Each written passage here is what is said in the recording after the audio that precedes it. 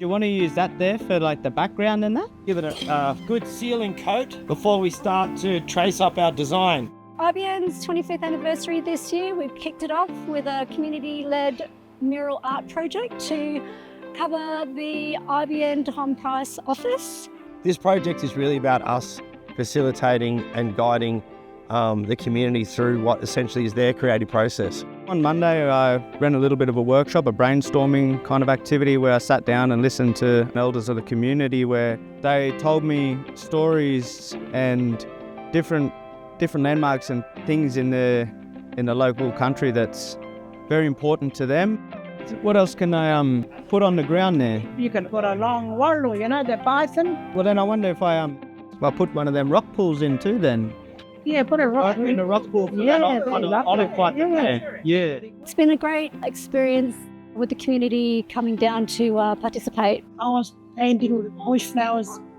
And when you're traveling, you see all the wildflowers, bush bananas on the side of the road.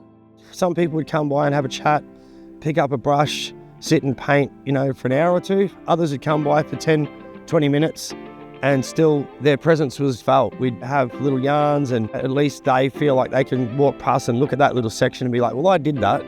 Art and painting and creativity is one of the way that we share our stories. Our stories are through song and dance, but also painted through art on artifacts and rocks and stones, and also these days on canvas as well. It's a way to share our stories and practice and continue our culture.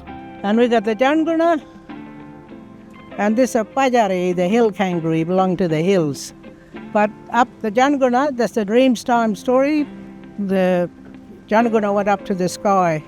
And wintertime, you'll see him there. You see him laying. That's when the eggs ready to hatch, to have the eggs and that. That's when people know then it's right to go out and look for emu eggs.